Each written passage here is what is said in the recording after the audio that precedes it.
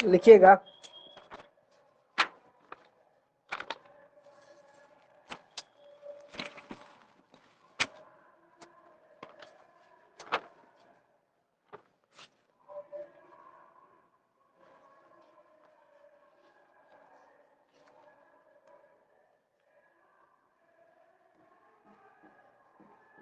Strength of organic acid, strength of organic acid पहला है हमारा group plus I, that is called electron releasing group, RWG, releasing group.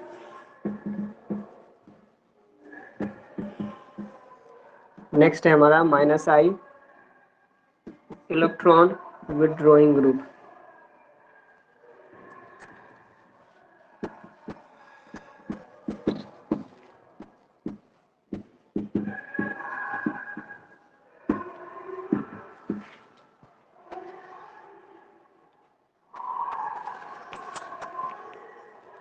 ये क्या करते हैं, इलेक्ट्रॉन डेंसिटी को कम करते हैं, इलेक्ट्रॉन डेंसिटी को कम करते हैं, इलेक्ट्रॉन डेंसिटी को कम करते हैं, उसको बोलते हैं इलेक्ट्रॉन रिलीजिंग ग्रुप। अच्छा, और इसकी वजह से क्या होता है, के बढ़ता है, और इनकी वजह से क्या होता है, के भी घटता है। ये क्या करते हैं, इलेक्ट्रॉन डेंसिटी को बढ़ाते हैं, इसकी वजह से क्या ये घटता है और के भी बढ़ता है।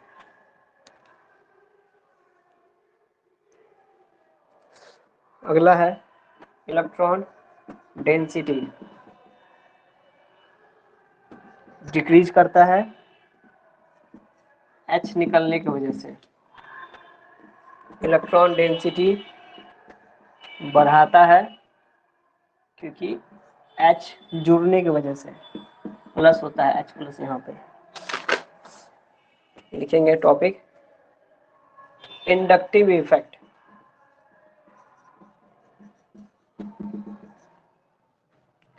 ये टॉपिक है, डेफिनेशन लिखेंगे इसका,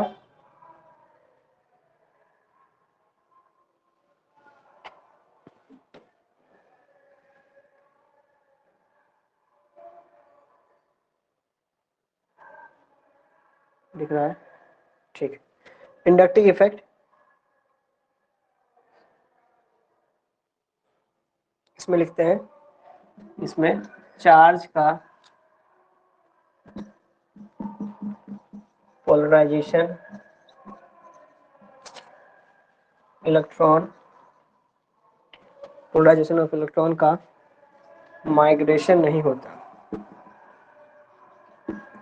माइग्रेशन नहीं होगा, कार्बन डबल बॉन्ड हो, खाली इंडक्शन होगा, तो ये बनेगा carbon double bond O delta positive, ये डेल्टा नेगेटिव।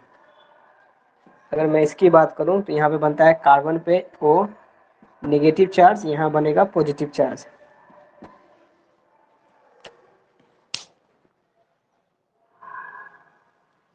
ठीक है, इतना नोट कीजिए।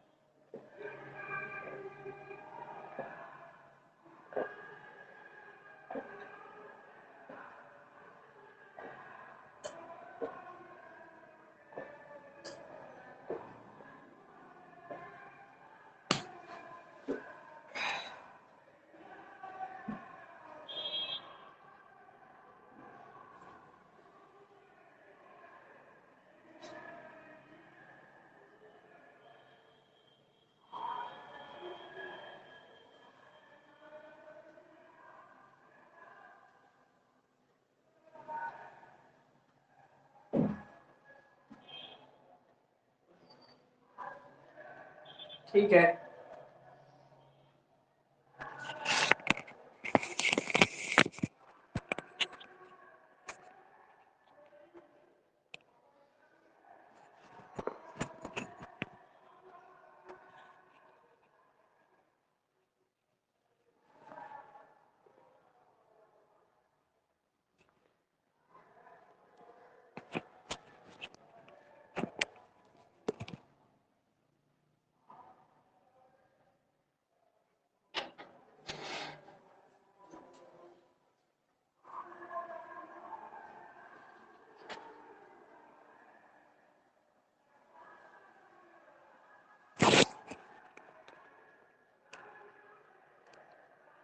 हो गया पुष्पेंद्र? ठीक।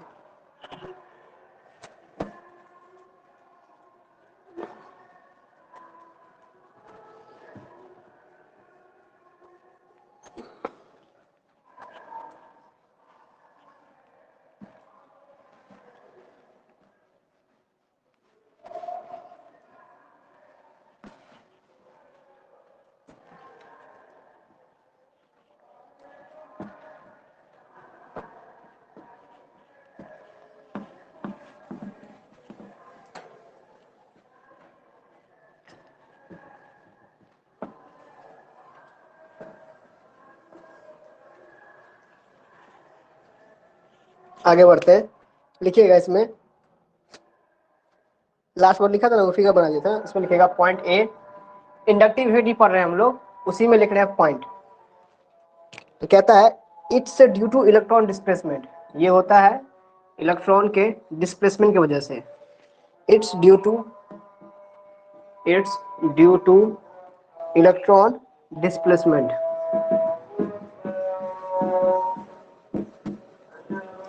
ठीक बात है।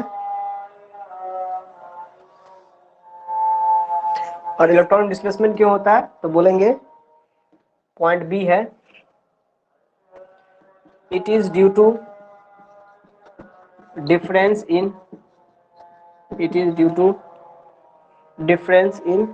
Electron negativity. क्या बोलेंगे? इलेक्ट्रॉन नेगेटिविटी की डिफरेंस की वजह से, ड्यू टू इलेक्ट्रॉन नेगेटिविटी के डिफरेंस के कारण। पॉइंट सी है, it having a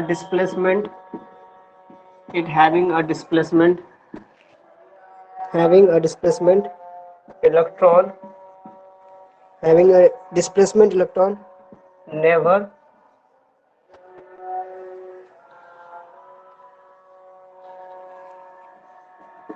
never leave the parent orbital, always displacement through sigma bond, not a pi bond. Always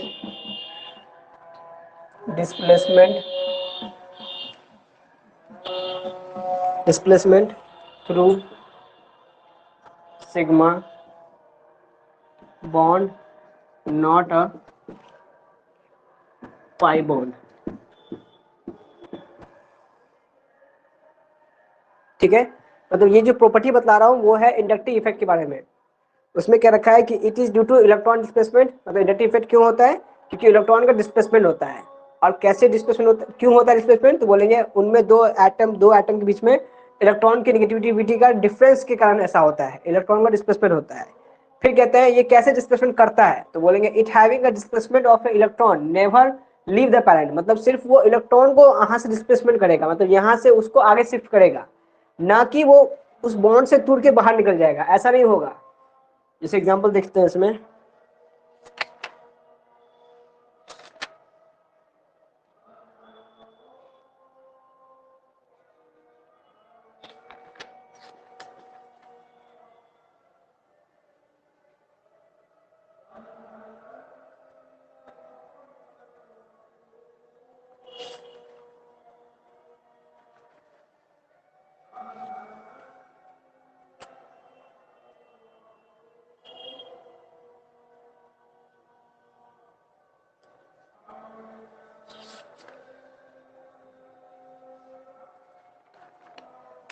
क्या हो सकता है, CH2 डबल बॉन्ड CH, फिर CH3, CH3 मान लो या फिर रेजोनेंस जैसे देखते थे ना हम लोग, वैसे रेजोनेंस होता है यहाँ पे भी, तो बस फर्क क्या है, CCl। अब क्या होगा, जैसे मान लीजिए Cl के पास क्या है, CCl3 है, तो मान लीजिए CCl3 में लोन पेयर होते हैं, तो लोन पेयर क्या करें, बॉन्ड बनाएंगे, बॉन्ड से रेजोनेंस टूटेगा, तो ये सिर्फ बॉन्ड का यहाँ पे इंटरचेंज होगा, इसे टूटा तो यहाँ बना CH2 plus charge single bond CH double bond CCl3, तो शायद ये हो नहीं पाएगा, तो यहाँ पे CCl2 होना चाहिए, तब ये रेजोनेंस पॉसिबल है। तो मतलब इंडक्टिव इफेक्ट क्या करता है, सिर्फ इलेक्ट्रॉन को डिस्प्लेसमेंट करता है यहाँ से वहां तक, ठीक है। तो जो काम रेजोनेंस करता है वो काम ये भी करता है, पर दोनों में कुछ खास अंतर है, उस अंतर पर भी हम आएंगे। और एक बात और कि यहाँ पे हमेशा always displacement sigma bond not a pi bond, मतलब हमेशा यहाँ पे डिस्प्लेसमेंट सिग्मा बॉन्ड का होगा, पाई बॉन्ड का नहीं होगा। अब कैसे होगा वो दिखते हैं।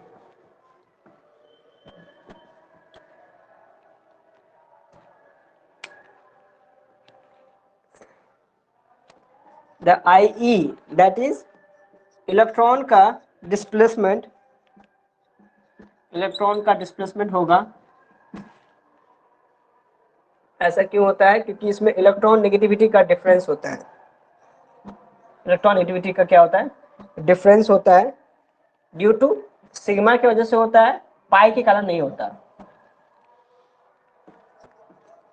रेजोनेंस होगा तो इंडक्टिव इफेक्ट होगा, जरूरी है। तो इंडक्टिव इफेक्ट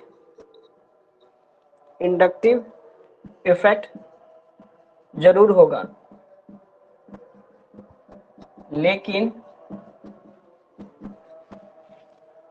इंडक्टिव इफेक्ट होगा तो जरूरी नहीं कि रेजोनेंस हो, तो जरूरी नहीं कि रेजोनेंस हो, कि रेजोनेंस होगा ही, रेजोनेंस होगा ही। Example NH3 positive charge free bond, ये तो एक कंपाउंड हुआ, जैसे है CH3 फ्री बॉन्ड NO2, ये इनके एग्जाम्पल है जिसमें हमें इंडक्टिव इफेक्ट देखने को मिलता है, पर जरूरी नहीं कि यहाँ पे रेजोनेंस नहीं हो रहा है, पर जहाँ रेजोनेंस होगा वहां पे जरूरी है कि इंडक्टिव इफेक्ट काम आएगा ही आएगा। तो रेजोनेंस इसमें से किसी में नहीं दिख रहा है, क्योंकि ये सब के सब मॉलिक्यूल है। मतलब हाँ बोलिए क्या बात है, ऋषिकेश बोलिए। वो हाँ बी नंबर कहाँ में पे, जो आप लिखे हैं ड्यू टू इलेक्ट्रॉन, उसके बाद क्या है, क्या लिखे वहाँ थोड़ा ब्राइटनेस है। ब्राइटनेस है ना, बी नंबर में बी लिखे पे इट इज ड्यू टू, हाँ it is due to electron negativity, क्या लिखा मैंने, नेगेटिव। इट इज, हाँ it is due to electron negativity difference, ये ओके लिखा हुआ है। ठीक, और किसी को कुछ पूछना है, हाथ उठा हुआ हिमांशु का, बोलो हिमांशु क्या बोलना है।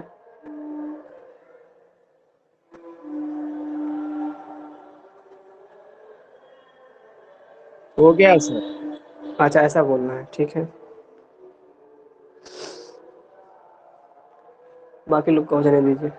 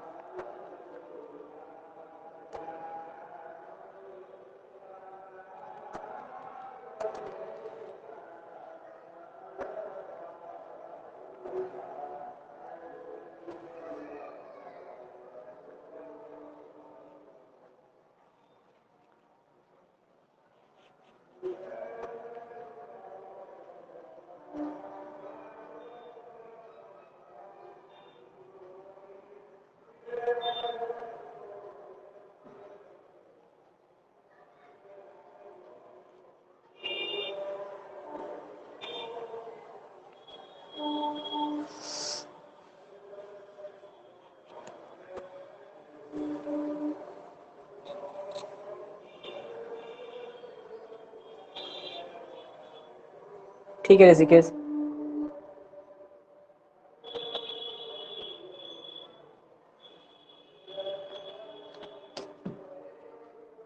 ठीक है पुष्पिंदर।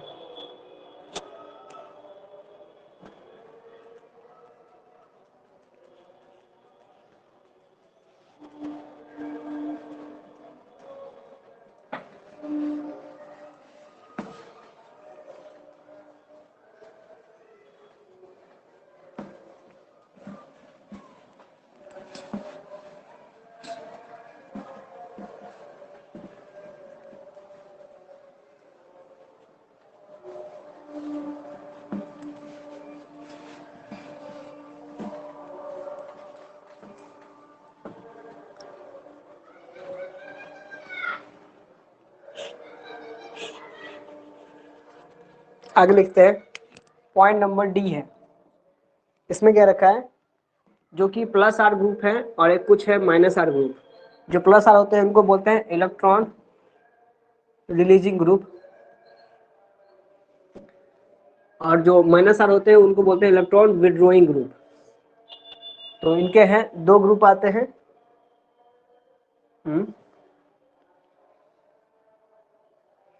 मतलब इनके पास पहचान क्या है, तो बोलेंगे इनके पास लोन पेयर होता है और इनके ऊपर लोन पेयर होता है और इनके पास नेगेटिव चार्ज होती है, नेगेटिव चार्ज होंगे। इसमें क्या बोलेंगे, इनके पास पॉजिटिव चार्ज होगी, पॉजिटिव चार्ज, और दूसरा है पी और डी वैकेंट और वाइटल है, वैकेंट और वाइटल है। और क्या हो सकते हैं, मल्टीपल बॉन्ड हो सकती है, मल्टीपल बॉन्ड प्रेजेंट होने चाहिए। पॉइंट नंबर ई कहता है मैग्नीट्यूड ऑफ आई। देखिए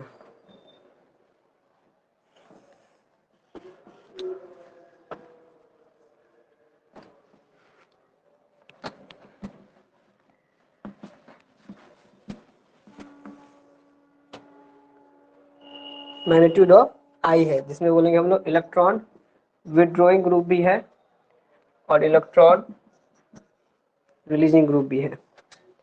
इसमें आता है NR3 प्लस, बड़ा होगा NH3 से प्लस, फिर होगा NH2 प्लस, फिर है Cn, फिर है मेरा SO3H, फिर C double bond O with H है, फिर C double bond O with C है, double bond O with OH है, PCl Br, PCl Br, फिर I, फिर O, Ar, साथ ही में है O विथ R, अगला है OH, फिर है NH2, C6H5, CH double bond CH2। इसमें आएगा हमारा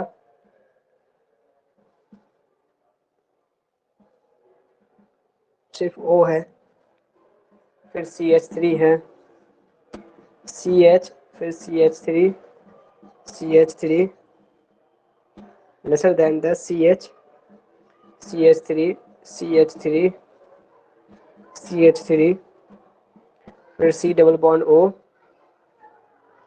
डबल बॉन्ड O,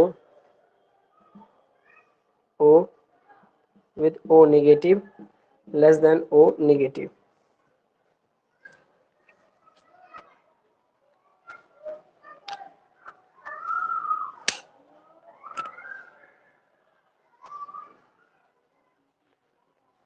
पता नहीं इसमें क्या लिखा है, ये O है तो फिर वो क्यों है, दो बार रिपीट हो जाएगा। सिर्फ डी लिखने का मतलब नहीं बनता है। एक मिनट।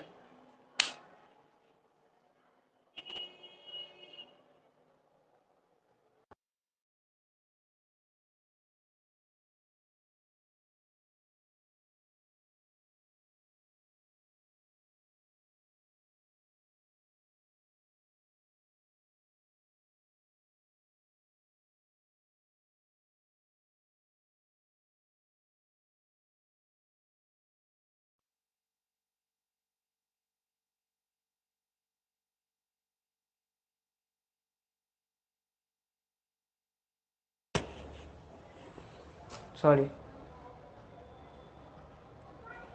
अब आ गया होगा क्लास रिटर्न। अच्छा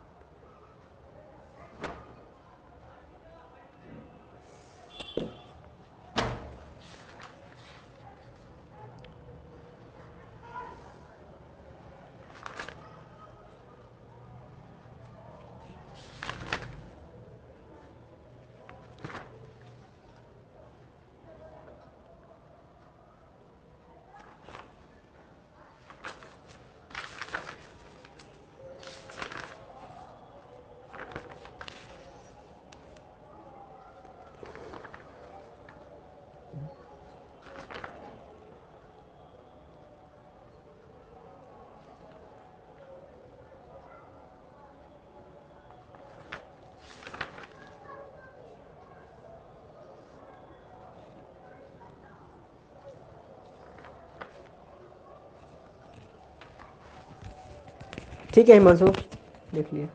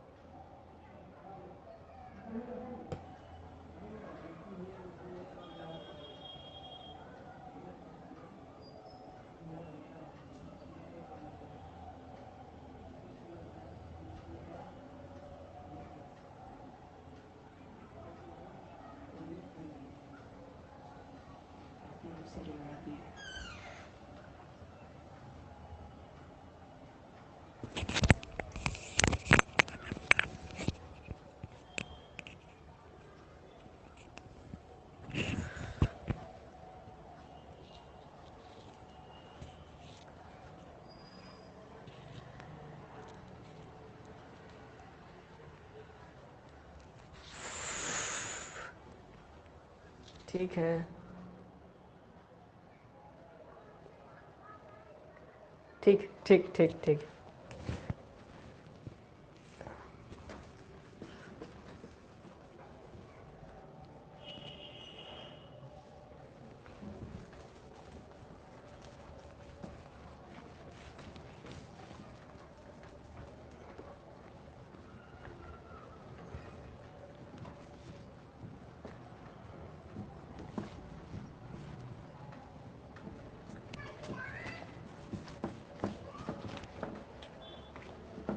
जहाँ ये बात लिखे हैं ना सब लोग, उसके नीचे थोड़ा जगह जगह बचा होगा, उस पर लिख लीजिएगा। क्या लिखिएगा? ये बात, जितना ज़्यादा, जितना ज़्यादा कार्बन होगा, जितना ज़्यादा कार्बन उतना प्लस आई मैग्नीट्यूड होता है। Plus I magnitude more is the branching, more is the branching than plus I से ज़्यादा। मतलब बेसिकली समझ में आया कि जितना ज़्यादा यहाँ पे आपको ये मिल रहा है ना, ये वाला कंपाउंड, उससे आपको प्लस आई इफेक्ट उतना ज़्यादा बढ़ जाएगा उस कार्बन आइटम पे। मान चलिए अगर आपके पास यहाँ पे 2 ही है और यहाँ पे आपको 3 मिल रहे हैं, तो बोलेंगे ये प्लस आई शो कर रहा है, ये भी प्लस आई शो कर रहा है, ये भी प्लस आई शो कर रहा है, पर यहाँ पे ज़्यादा प्लस आई कौन शो कर रहा है? तो ये ज़्यादा शो कर रहा है, क्योंकि इस पर ब्रांचिंग ज़्यादा है। देखिए यहाँ पे 2 ही है, यहाँ पे अकेले है, तो सबसे कम ये होगा, उससे सबसे ज़्यादा ये होगा, उसके बाद ये, उसके बाद ये ऑर्डर डिसाइड कर रहा है, और उसका स्टेटमेंट ये है। ये बात उसके नीचे लिखिएगा, बस यही आखिरी पंक्ति है इसका।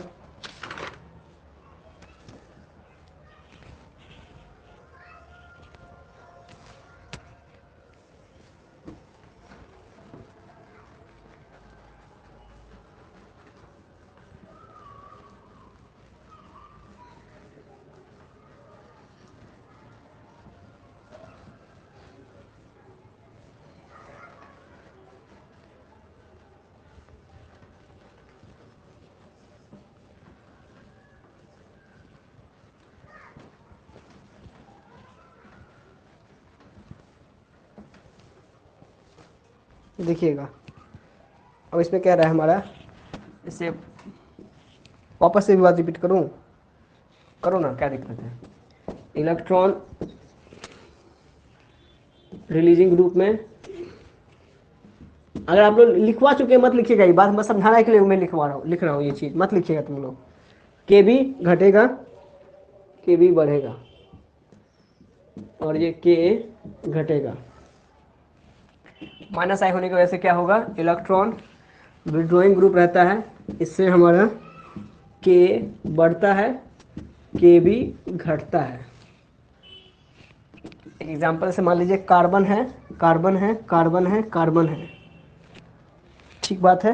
तो बोलेंगे इस वाले कार्बन पे डेल्टा नेगेटिव, यहाँ पे होगा delta negative, delta delta negative, तो यहाँ से डेंसिटी इस तरफ कार्बन पे बढ़ेगी। तो यहाँ पर डेल्टा 2 निगेटिव, यहाँ पर डेल्टा डेल्टा डेल्टा 3 निगेटिव, तो इस कार्बन पे आके यहाँ पे 0 हो जाएगा। मतलब ये शो कर रहा है आपका, अगर ये प्लस आई इफेक्ट शो करता है तब, that is called delta positive. दूसरा एग्जांपल है, अगर कार्बन है, कार्बन है, कार्बन है, कार्बन है, फिर कार्बन, कितने कार्बन हो गए, 4 ज़्यादा हो गए। इस कार्बन पर अगर डेल्टा नेगेटिव है तो ये क्या करता है, ये डेल्टा नेगेटिव शो करेगा, तो उस केस में ये अपने तरफ में इलेक्ट्रॉन को अट्रैक्ट करता है, अट्रैक्ट करेगा, अट्रैक्ट करेगा, तो यहाँ हो जाएगा delta positive, delta positive, delta, यहाँ हो जाएगा 3 डेल्टा पॉजिटिव, तो आखिरी कार्बन पे कितना आ जाएगा आपको, 0 आ जाएगा। ठीक है, तो अगर प्लस आई होता है तो ये इधर की तरफ अट्रैक्ट करता है, जब माइनस आई होता है तो ये कंपाउंड इधर की तरफ अट्रैक्ट होता है, और प्लस आई माइनस आई का इफेक्ट क्या होता है, वो के और के बी को ऐसे डिफ्लेक्ट करता है। ये नोट हो गया।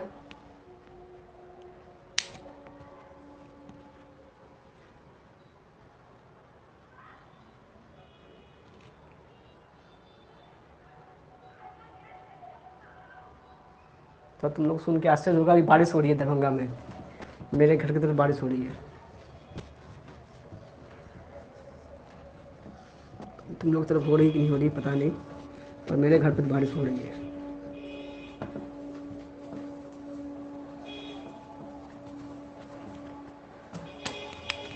एग्जाम्पल लिखिएगा, C double bond O with OH। Note कहता है इसमें हमारा, इलेक्ट्रॉन डेंसिटी बढ़ने से, इलेक्ट्रॉन डेंसिटी बढ़ाने या घटाने पर, या घटाने से अगर चार्ज का मैग्नीट्यूड कम होता है, अगर चार्ज का मैग्नीट्यूड कम होता है तो स्टेबिलिटी ज़्यादा होती है, तो स्टेबिलिटी ज़्यादा होगी। यानी कि इलेक्ट्रॉन डेंसिटी क्या है, बढ़ा रहे हैं, या इलेक्ट्रॉन डेंसिटी को क्या कर रहे हैं हम लोग, कम कर रहे हैं। उससे क्या होता है, हमारा स्टेबिलिटी पे ज़्यादा फर्क पड़ता है, उस पर स्टेबिलिटी ज़्यादा होती है।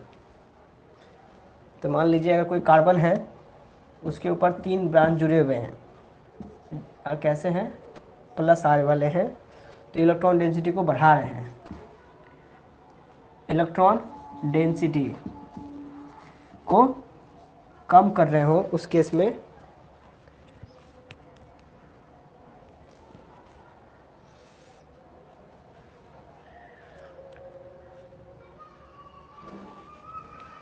एरो ऊपर की तरफ है, और पॉजिटिव चार्ज हो तो, प्लस चार्ज हो तो ये इसको कम करता है, पॉजिटिव चार्ज होने पर तो उसको कम करता है, कम करता है किसको, इलेक्ट्रॉन डेंसिटी की क्वांटिटी को। अगर प्लस चार्ज ज़्यादा हो मॉलिक्यूल पे तो वो इलेक्ट्रॉन डेंसिटी को कम करता है, ऐसा कहना चाह रहा हूँ मैं। फिर करेंगे, परसेंटेज ऑफ एस कैरेक्टर बढ़ता है, एस कैरेक्टर बढ़ता है, एक बार नोट कर लीजिए इसको, तो देखते कुछ कपड़ा भीग तो नहीं रहा है मेरा।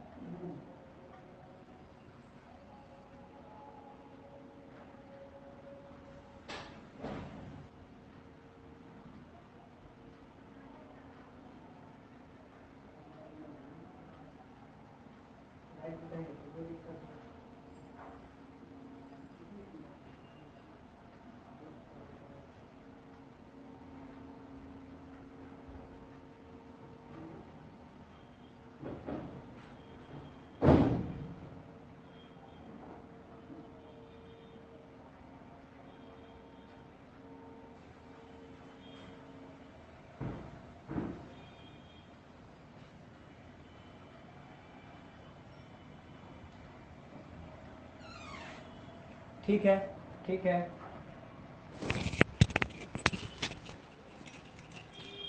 ठीक है। पुष्पिंदर आपका भी हो गया? ठीक, ठीक, ठीक, ठीक, ठीक। लिख लीजिए बात। ठीक है, बात। इसी के नीचे एक और पॉइंट लिख लीजिएगा, लिखवाता हूँ।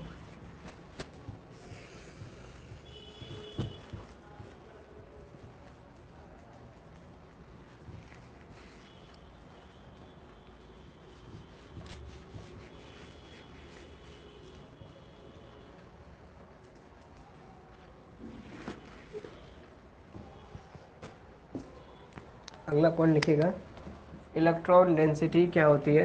कम होती है तो पॉजिटिव चार्ज बढ़ता है, तब ऐसा होता है। और इसके नीचे वो पॉइंट लिखिएगा जो लिख रहा हूँ बोर्ड पे। और परसेंटेज ऑफ एस करेक्टर ख़त्म होता है, मतलब कम होता है, और परसेंटेज ऑफ एस करेक्टर कम आता है। उस केस में इलेक्ट्रॉन रिलीजिंग ग्रुप लगे होते हैं। इस एरो का मतलब है कि इलेक्ट्रॉन इससे दूर जा रहे हैं, क्योंकि इस एटम के पास में पॉजिटिव चार्ज है, ये इलेक्ट्रॉन विड्रॉइंग ग्रुप जुड़ा हुआ है।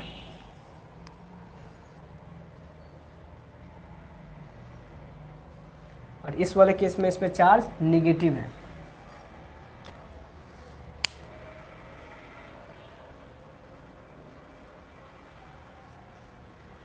इतना लिखने के बाद पहला क्वेश्चन लिखिएगा। जैसे दिख रहा है आपको CH3 C double bond O with OH है। इसमें देख रहे हैं हम लोग, बनता है आपको H C double bond O, फिर O पे नेगेटिव। ये जो OH है वो OH को यहाँ लिख रहा हूँ मैं।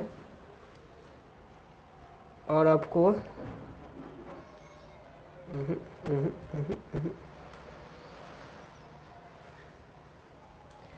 सिर्फ H है, यहाँ से H प्लस बन रहा है।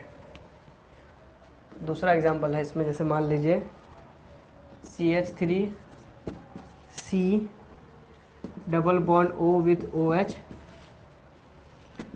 ये रेजोनेंस कर रहा है। CH3 C double bond O with O negative, यहाँ से H प्लस हो रहा है। तो ये इसमें बदलेगा कैसे? यहाँ पे CH3 होना चाहिए ना। तो दोनों में अंतर क्या है? कोई अंतर नहीं है। अगर अंतर लाना चाहते हैं तो यहाँ पे H नहीं होना चाहिए, तो यहाँ भी H नहीं होना चाहिए, तब दोनों मॉलिक्यूल में अंतर है। अब कह रहा है इन दोनों में से कौन ज़्यादा अच्छा है। अगर हम बात करेंगे माइनस आई इफेक्ट में, तो बोलेंगे कौन सा ज़्यादा अच्छा ग्रुप है, ये वाला या ये वाला। कॉमन प्रॉपर्टी क्या है? ये दोनों में कॉमन प्रॉपर्टी है। अब यहाँ पे H जुड़ा हुआ है, यहाँ पे CH3 जुड़ा हुआ है, तो CH3 कैसे एक्ट करता है, as a plus I effect काम करता है ये, इसको बोलते हैं इलेक्ट्रॉन रिलीजिंग ग्रुप है। मतलब ये डेंसिटी को उधर की तरफ बढ़ाएगा, अपने से तो उधर भेजेगा। ये क्या है, H है, इसका कोई रोल नहीं है, तो ये अपने तरफ डेंसिटी खींचेगा। तो इसमें बोलेंगे अच्छा कौन है, तो बोलेंगे ये इसको खींचेगा, तो इससे H प्लस निकलने का टेंडेंसी बढ़ेगा। पर ये जो CH3 है जिसके पास डेंसिटी ज़्यादा है, तो वो अपनी डेंसिटी को इस कार्बन आइटम को देगा, तो वहाँ से H निकलने की टेंडेंसी कम हो जाएगी। तो इसमें बोलेंगे जो H प्लस निकलने का टेंडेंसी कम को बोलते हैं हम लोग बेसिक कहलाएगा, या कोई बोलेंगे एसिड नहीं कहलाएगा। अच्छा, तो उस केस में क्या कहेंगे हम लोग, ऑर्डर ऑफ स्टेबिलिटी।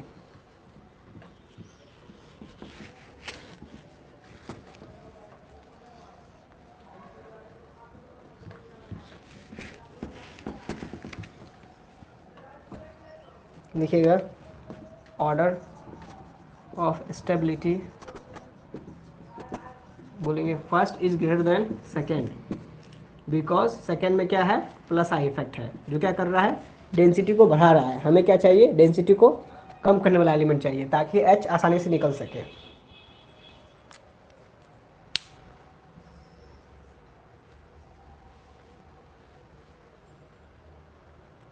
तो यही ऑर्डर किसके लिए भी हो जाएगा, हम बोलेंगे this is also order for के, this is also order for के, या बोलेंगे एसिड का ऑर्डर भी यही होगा। अगर बोलेंगे दोनों में अच्छा एसिड कौन है, तो बोलेंगे पहला वाला अच्छा एसिड है, दूसरा वाला उतना अच्छा एसिड नहीं है।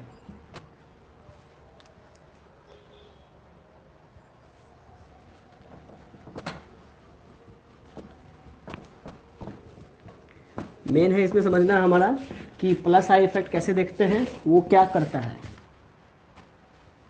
अगला बढ़ते हैं, एग्जाम्पल नंबर दूसरा, HC double bond O with OH है, ये ज़्यादा अच्छा होगा बेंजीन रिंग से।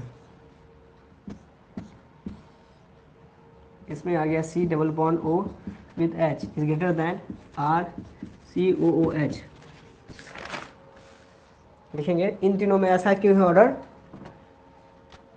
यहाँ लिखें ड्यू टू, ये ड्यू टू है, ये क्या है, due to electron donating group, electron donating nature है of phenyl, phenyl is benzoic acid,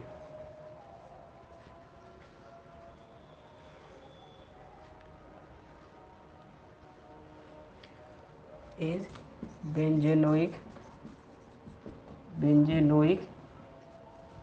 acid is lesser than is less than is less than formic acid, is less than formic acid। ठीक है, लिख लीजिए।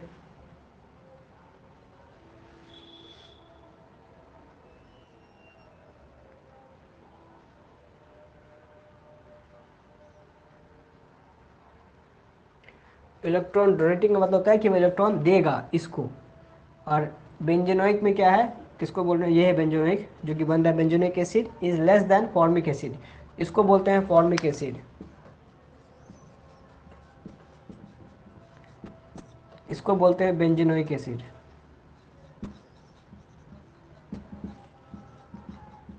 इसका क्या नाम होगा, अल्केनोइक acid. क्या बोलेंगे, अल्काइन और ये एसिड है, तो अल्केनोइक एसिड हो जाएगा नाम। अब जो भी मिथ है होगा तो मिथेनोइक, ईथ होगा इथेनोइक एसिड, ऐसे नाम बनता चला जाएगा। ये शो कर रहा है हमारा प्लस आर इफेक्ट, इसमें नहीं आ रहा है, ये रिंग बनने की वजह से रेजोनेंस हो रहा है इसमें, पर ये साफ साफ बोल रहा है कि हम आर है। तो आर का मतलब हमेशा क्या होता है, प्लस आई इफेक्ट, तो वो क्या करेगा, डेंसिटी को बढ़ाएगा। हमें क्या चाहिए, डेंसिटी को रिड्यूस करना चाहिए। तो ये यहाँ पे कोई प्लस आर नहीं होने की वजह से हम बोले ये ज़्यादा सबसे अच्छा है, इसमें है पर इससे ज़्यादा अच्छा नहीं है, मतलब ये सबसे ज़्यादा अच्छा है, फिर ये, फिर ये अच्छा इसलिए है क्योंकि इसमें ये जो फिनाइल ग्रुप है वो डोनेटिंग नेचर शो कर रहा है।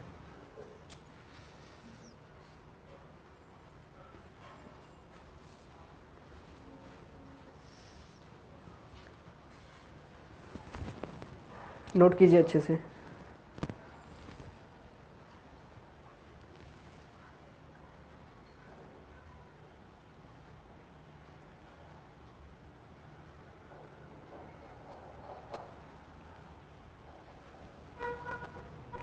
ठीक है ऋषिकेश।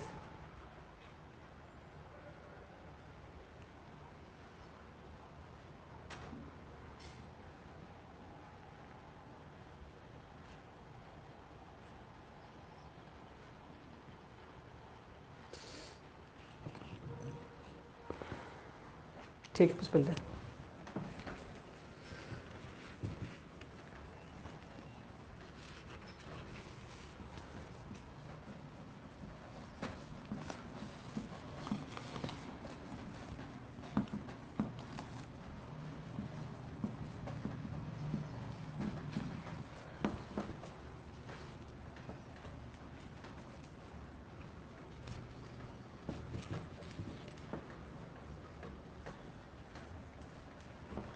लिखिएगा।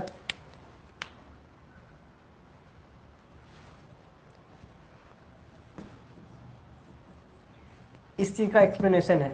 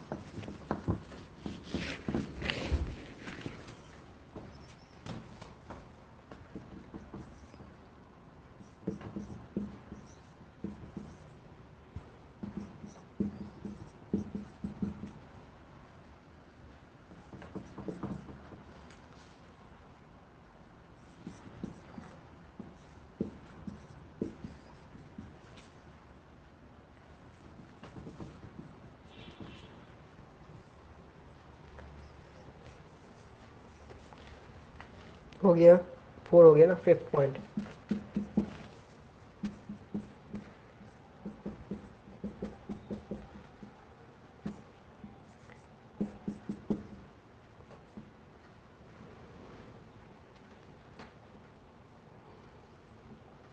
Point number 6। Point number 5th हो गया। पॉइंट नंबर 6 है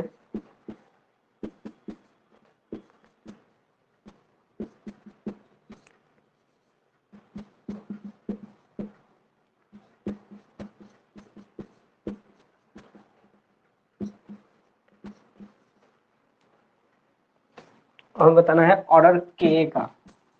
ऑर्डर ऑफ ए के ए लिखेंगे। सबसे पहले सबसे पहला, फिर दूसरा, तीसरा, चौथा, पांचवा, छठा, सातवां।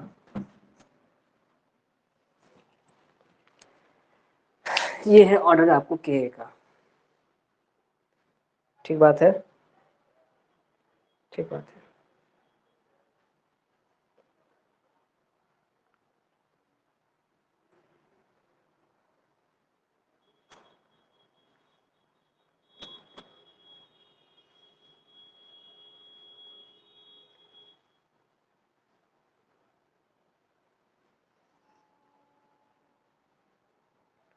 तो सब में क्या कॉमन चीज है कि ये कार्बन कार्बन ओ ओ एच सेम है, बस फंक्शन में क्या अंतर है। यहाँ है कार्बन, यहाँ है फ्लोरीन, यहाँ है फ्लोरीन, फिर यहाँ है कार्बन, यहाँ है क्लोरीन, यहाँ है फ्लोरीन, फिर यहाँ है कार्बन, यहाँ है क्लोरीन क्लोरीन। मतलब क्या हो रहा है, फंक्शनल ग्रुप चेंज हो रहा है। ये वाला पार्ट एफ और एफ बदल के सी एल एफ बन रहा है, फिर सी एल बन रहा है, फिर एफ और एफ आ रहा है, फिर ClF आ रहा है, फिर FCl आ रहा है, फिर ClCl हो रहा है। इनकी वजह से ऑर्डर में चेंजेस है Ka का, और Ka डिपेंड करता है आपको प्लस आई पे माइनस आर पे।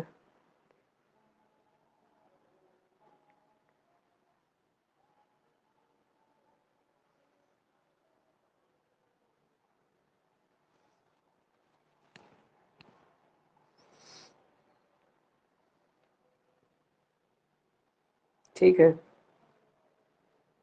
बहुत देर तो लाइन कट गया, बताइए। वहाँ देख लो शायद लाइट बंद है, यानी बिजली नहीं है, फिर भी आप लोग क्लास चल रहा है, इन्वर्टर पे चल रहा है, बहुत बड़ी बात है। इतना देर तो लाइन कटना दूंगा मैं, इतना देर लाइट नहीं कटता है।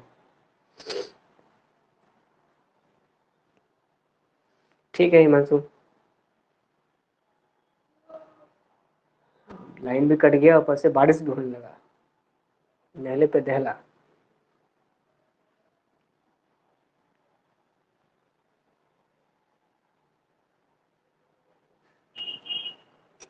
हमारा क्लास ही वाईफाई पे चल रहा है, वाईफाई चल रहा है हमारा, कोई भी चीज टच मसा नहीं रहा है हमारा।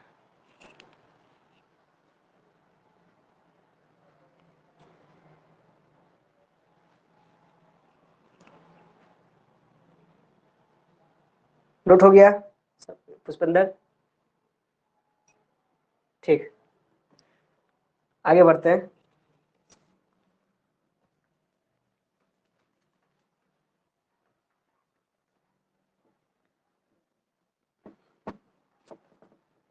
वाह यार, चैप्टर था हमारा ऑर्गेनिक केमिस्ट्री, इतना टाइम भी लगना चाहिए था।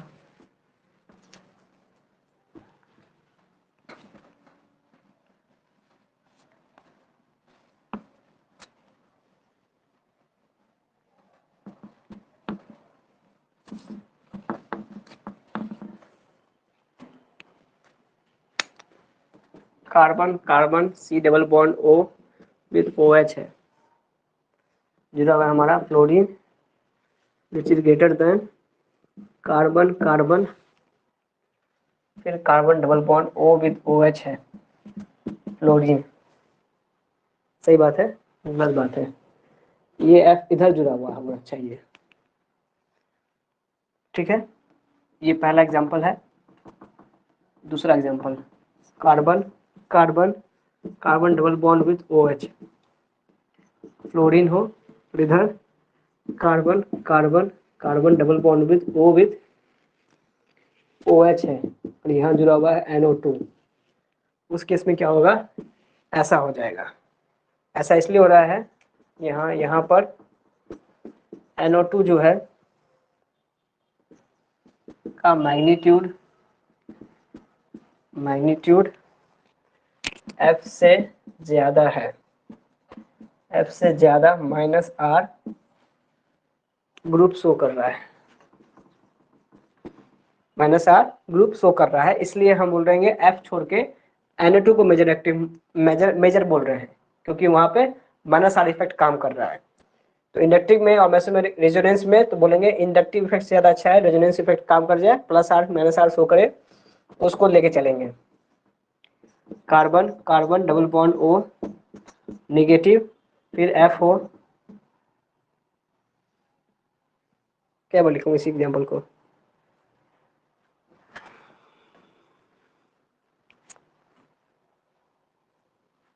R C double bond O with H, और C double bond O with H with C double bond O with H।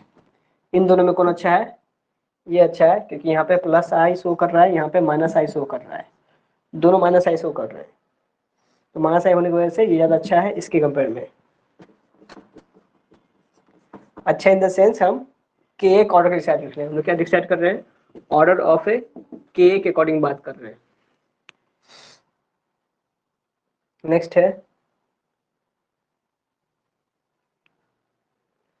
C double bond H, C double bond H, इनका ज़्यादा अच्छा होगा C डबल बॉन्ड H से, फिर CH2, फिर C double bond H।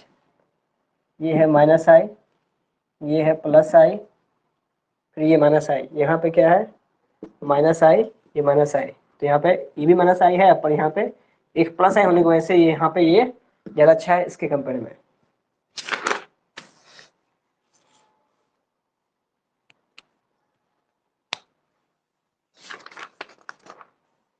बहुत करीब है, 5 से 10 मिनट लगेगा।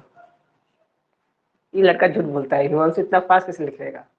हमको लिखा हुआ मार्कर रखा हुआ 1 सेकंड नहीं होता है, लड़का हाथ उठा देता है। नहीं नहीं, प्रूफ दिखाएंगे आप। लगा प्रूफ दिखाएंगे। नहीं चाहिए हमको, पूरा प्रूफ नहीं चाहिए हमको। मार्कर रखते नहीं कि चलो लड़का हाथ उठा देता है।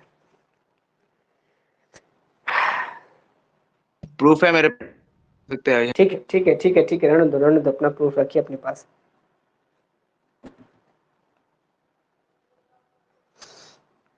अफसोस इस बात का है हमको कि आज की क्लास में हम चर्चा करेंगे इस बात पे कि आइसोमेरिज्म क्या होता है। हाँ ठीक है यार मत, हाँ आइसोमेरिज्म की हम चर्चा नहीं कर पाए, इस बात का अफसोस है थोड़ा।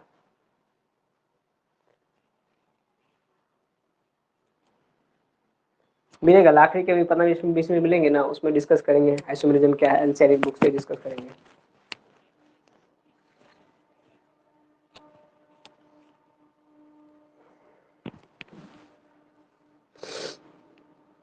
तो बता ही दिया है मैंने। ठीक है ऋषिकेश।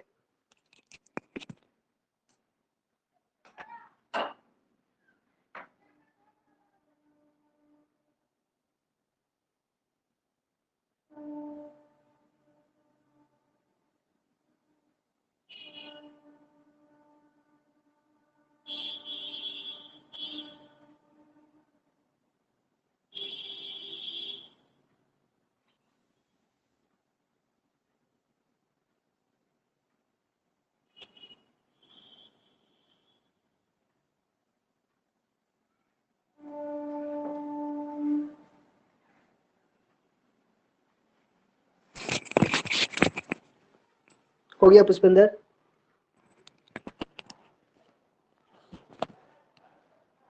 ठीक।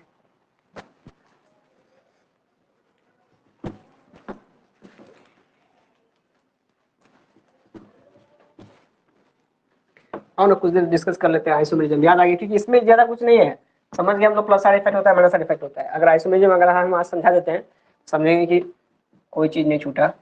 इसमें हमको बस कुछ नहीं और कुछ क्वेश्चन नहीं करवाना था, तो पहले हम समझ गए ना कि माइनस साइड इफेक्ट क्या करता है, डेंसिटी को कम करेगा, प्लस साइड इफेक्ट क्या करेगा, उसको घटाएगा। तो हमें क्या चाहिए, अगर एसिड देखते हैं तो हमें क्या चाहिए, माइनस साइड इफेक्ट, हाँ माइनस साइड इफेक्ट चाहिए, प्लस साइड इफेक्ट नहीं चाहिए, तभी H प्लस वहां से निकलने में आसानी महसूस करेगा। मोटा मोटी मैं यही बताना चाहता हूँ। अगर मैं जो क्वेश्चन और मैं लिख दूं यहाँ पे तो वही चीज बताऊंगा, कुछ और तो नहीं छूटा है। और जैसे कि अगर कोई अल्कोहल वाला ग्रुप है तो OH कैसा इफेक्ट करता है, लोन पेयर होता है तो डेंसिटी को बढ़ाता है, तो वो प्लस आई इफेक्ट को शो कर रहा है। तो जब भी प्लस आई इफेक्ट शो करेगा, हम समझ रहे हैं इस बात को। तो आइए हम लोग उसको समझते हैं, हमारे आइसोमेरिज्म वाले पार्ट को। मैं क्लास को ले जा रहा हूँ अपने PDF वाले मोड में, ठीक है, क्लास से बाहर आके।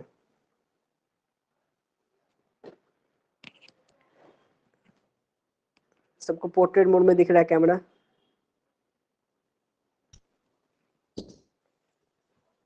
ठीक है। इसमें क्या है, रिकॉर्डिंग भी चल रहा है हमारा। इसमें है हमारा chemistry chapter 2, class organic chemistry. इसमें पढ़ाना था हमको आइसोमेरिज्म फंक्शनल ग्रुप। सॉरी,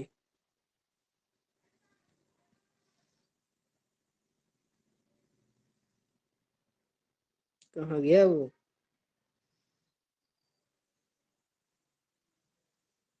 ठीक है, इससे पहले का जो टॉपिक है ना, यहाँ तक मैंने डिस्कस किया है। ये नाम लिखना IPSC नेमिंग तक हो गया था।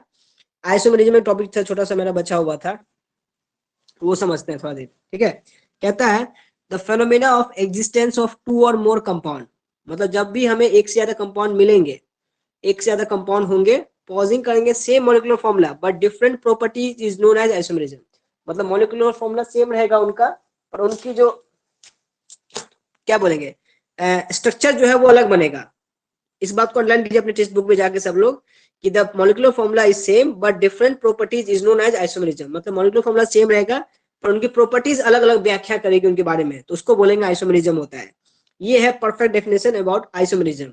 अब इसका मतलब क्या है वो हम नीचे समझा के बताते हैं। Such compound are called as isomer, और जो कंपाउंड आइसोमर शो करते हैं, जो फेनोमेना शो करता है आइसोमरिज्म का, उसके कंपाउंड को बोलते हैं isomer. The following flow chart has shown different types of isomerism. तो अब जो हम लोग देखने जा रहे हैं ये फ्लो चार्ट जो है वो अलग अलग तरह का आइसोमरिज्म दिखलाते हैं। आइसोमरिज्म मतलब एक तरह का एक चीज ये समझ में आ जाएगा ओवरव्यू ये बोलूं तो, जैसे मान लीजिए CH4 है ना, और जैसे इसको लेते हैं C2H5, एक लिखा है इसने एक आदमी ने CH2, एक लिखा CH3। वैसे तो फिलहाल तो दोनों सेम है, पर अगर हम बोले कि अगर इसमें कोई बड़ा मॉलिक्यूलर चेंज हो जाए, जैसे मान लीजिए C4H10 हो जाए, तो इसमें क्या होगा कि किसी ने बनाया carbon carbon carbon, normal chain बना दिया। किसी ने क्या किया, कार्बन कार्बन बना करके एक बीच वाले कार्बन को उठा करके बीच में डाल दिया, इसको बोलते हैं इसका शेप बदल गया। फिर से बता रहा हूँ, जैसे मान लीजिए कार्बन 4 कार्बन का कोई कंपाउंड रिंग बना रहे हैं हम लोग, नॉर्मल चेन बनाते हैं, तो बोलते हैं कार्बन कार्बन एक दूसरे का हाथ पकड़ के बैठा हुआ है, इसको बोलते हैं ओपन चेन। अगर यही मॉलिक्यूलर फॉर्मूला को अगर मैंने इसको ऐसे बना दिया, इसी को बोलते हैं इसका आइसोमेरिज्म। जबकि इसका नेम मॉलिक्यूलर फॉर्मूला सेम रहेगा पर स्ट्रक्चर दोनों का बदल गया। तो स्ट्रक्चर बदलने से क्या आगे की प्रॉपर्टी का नाम बदलता है अलग। इनको जैसे मैंने चेन में मैंने क्या किया, मेन चेन में कार्बन को कम कर दिया। यहाँ पे कार्बन चेन मेन चेन में 1 2 यहाँ 3 यहाँ 4 है, यहाँ मेन कार्बन है 1 2 3, यानी एक कार्बन जो मैंने बीच में निकाल दिया है। तो ये इनको कहलाते हैं हम लोग क्या बोलेंगे, चैन आइसोमेरिज्म। क्या कहलाते हैं इसको, चैन आइसोमेरिज्म कहलाते हैं। अब आते हैं उसके ऊपर में क्या है, तो बोला आइसोमेरिज्म को हमने 2 पार्ट में डिवाइड किया है। ठीक है, दिख पा रहा है सबको? ठीक है, अपने टेक्स्ट बुक खोलिए, उसमें दिखेगा आपको। आइसोमेरिज्म को हमने 2 पार्ट में डिवाइड किया है, एक को बोलते हैं स्ट्रक्चरल, एक को बोलते हैं स्टीरियो। स्ट्रक्चरल का मतलब जो हम लोग नॉर्मल डेली लाइफ में यूज करते हैं, डेली लाइफ में यूज नहीं करते हैं, मतलब इसका रिएक्शन में इस्तेमाल करते हैं स्ट्रक्चरल का, जैसे कि CH3 CH2 C double bond O with H। ठीक है, ये जैसे ये जो मैंने लिखा है नॉर्मल चेन, इसको बोलते हैं स्ट्रक्चरल में आएंगे ये, मतलब इनका स्ट्रक्चर हम लोग जानते हैं, हूबहू पहचानते हैं। पर जो स्टीरियो होते हैं वो थोड़े से अलग ढंग के होते हैं, मतलब इनका जो स्ट्रक्चर है इनसे बहुत अलग रहता है। इनका एग्जाम्पल क्या होगा, जैसे मान लीजिए carbon double bond carbon carbon फिर कार्बन फिर कार्बन, इनके फिगर को बोलते हैं, जैसे बटरफ्लाई स्ट्रक्चर बन रहा है ना, ऐसे मॉलिक्यूल को बोलेंगे स्टीरियो आइसोमेरिज्म। इसमें 2 आता है, एक होता है ज्योमेट्रिकल, एक होता है ऑप्टिकल। तो ये पढ़ना है हमें 12th में आके बहुत डिटेल में जाकर के। इसका एग्जाम्पल हम लोग पढ़ते हैं कहाँ पे, अच्छे क्लासेस में पढ़ेंगे, जैसे कि आपको कंपाउंड आइसोमेरिज्म पढ़ेंगे ना, वहाँ पे कॉम्प्लेक्स कंपाउंड, वहां पे पढ़ने को मिलेगा हमको ये चीज। ये कहाँ पढ़ते हैं हम लोग, नॉर्मल अभी हम लोग पढ़ेंगे इसके बारे में, चारों केसेस के बारे में। पहला कहता है चेन आइसोमेरिज्म, जो आपको चेन में आइसोमेरिज्म दिखाई दे, मतलब नॉर्मल चेन है उसमें आइसोमेरिज्म दिखाई दे, मतलब मेन चेन में कार्बन को रिड्यूस कर सके। कैसे रिड्यूस करते हैं मैंने अभी बताया आप लोग को। ये देखिए यहाँ मेन चेन में कार्बन कितने हैं, 3 है, यहाँ कितने कार्बन हो गए, 2, अभी भी 3 ही है, तो वो पोजिशन कहलाएगा। तो आपको क्या याद रखना है, आइसोमेरिज्म 2 तरह के होते हैं, एक होता है स्ट्रक्चर, एक होता है स्टीरियो। स्ट्रक्चर में होता है आपको चेन, पोजीशन और फंक्शनल, फिर आता है मेटामेरिज्म। तो चेन, पोजीशन, मेटामेरिज्म, चेन का मतलब हो गया जिसमें आपको मेन चेन में कार्बन को कम करना पड़े। क्या बोलेंगे, मेन चेन में कार्बन को कम करना पड़े, उसको बोलेंगे चेन आइसोमेरिज्म।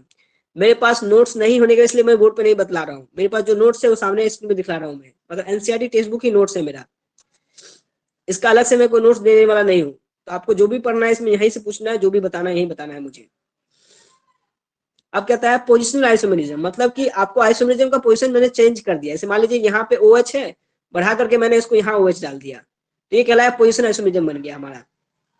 लेकिन एक ही रिंग में नहीं होगा, वो अलग रिंग बनाना पड़ेगा, फिर उसके लिए हमको एक ही चेन नहीं होना चाहिए, अलग चेन बनाना पड़ेगा।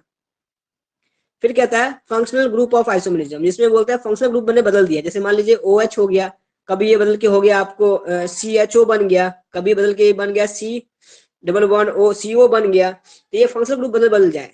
अब मॉलिक्यूलर फॉर्मूला में चेंज नहीं आना चाहिए, मतलब ये जितने भी आइसोमेरिज्म हो रहे हैं मॉलिक्यूलर फॉर्मूला सेम रहेगा, बस फंक्शनल ग्रुप आपको दिखाई देगा अलग ढंग से। ये बहुत इंटरेस्टिंग चीज है जिसको आपको हो सकता है मैं अगली क्लास में डिस्कस करूंगा इसको। अब कहता है, अब बारी बारी से पढ़ते हैं इन सब आइसोमेरिज्म के बारे में, बारी बारी से डिटेल में पढ़ते हैं। ठीक है, पहला कहता है हमारा, पहला कहता है when the 2 or more compound have similar molecular formula but different carbon skeleton, skeleton मतलब होता है हड्डी, हड्डी मतलब हो गया बॉन्ड को बोलते हैं यहाँ पे। तो बोलता है कि डिफरेंट बॉन्ड होने चाहिए लेकिन मॉलिक्यूलर फॉर्मूला सेम होना चाहिए। These are refers to as a chain isomerism, ऐसे कंपाउंड को बोलते हैं हम लोग chain isomerism, and this phenomena is called chain isomer, और इसी फिनोमेना को बोलते हैं चेन आइसोमेरिज्म। तो याद रखिएगा, अंडरलाइन कीजिए अपने बुक में कि क्या होता है चेन आइसोमेरिज्म। अब कहता है एग्जांपल के तौर पे से मान लीजिए C5H12 है, ये मॉलिक्यूलर फॉर्मूला है, इसके आइसोमेरिज्म देखने की चेन आइसोमर कैसे बना। तो मीन्स ये कार्बन कितने हैं, 5 है, तो इसका नॉर्मल चेन को बोलते हैं पेंटेन बनेगा इसका नॉर्मल नाम। लेकिन अगर मैं इसका आइसोमर बनाऊंगा तो आइसोमर ये बनेगा। तो क्या किया उसने, 5 कार्बन थे, उसने क्या किया, बीच वाले कार्बन को उठा लेगा और उसको ऊपर ले आया, तो क्या बन गया, ये बन गया। अब फॉर्मूला दोनों का सेम है, मॉलिक्यूलर फॉर्मूला सेम है, लेकिन क्या है, दोनों का स्ट्रक्चर अलग अलग बन गया, इसीलिए इसका नाम पड़ गया हमारा आइसोमरिज्म। और जो कंपाउंड बनता है उसको आइसोमर कहते हैं। तो दोनों में कुछ खास समझ में आया, कोई दिक्कत तो नहीं होगा किसी को कि आइसोमरिज्म और आइसोमर में क्या अंतर है, समझ में आया। आइसोमर क्या होता है, जो कंपाउंड को बनाया जाता है, जो कंपाउंड उसमें ऊपर आया तो उसको आइसोमर बोलेंगे, जो कंपाउंड बना उसको बोलते हैं आइसोमरिज्म। इस पूरे फेनोमेना को बोलेंगे आइसोमरिज्म।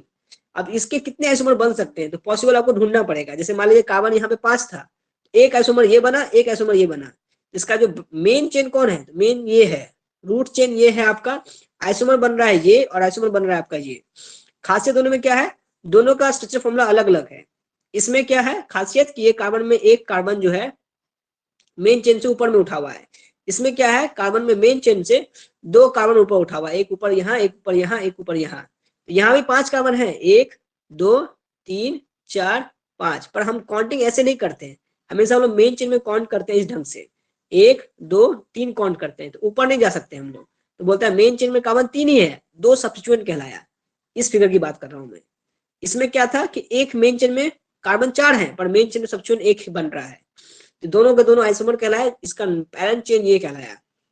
मतलब मूलभूत इकाई यही था लेकिन इसके बन गए 2 अलग अलग रूप, इसी को बोलते हैं बहरूपिया या बोलेंगे आइसोमेरिज्म। अगला कहला रहा है पोजीशन आइसोमेरिज्म। तो मॉलिक्यूलर फॉर्मूला सेम रहेगा लेकिन पोजीशन में अलग अलग पोजीशन कहलाएगा। तो सर इसमें तो पोजीशन है लेकिन इसमें मॉलिक्यूलर फॉर्मूला ही बदल गया, मतलब इसमें मेन चेन में कार्बन की संख्या बदल गई, पर इसमें ऐसा नहीं होगा।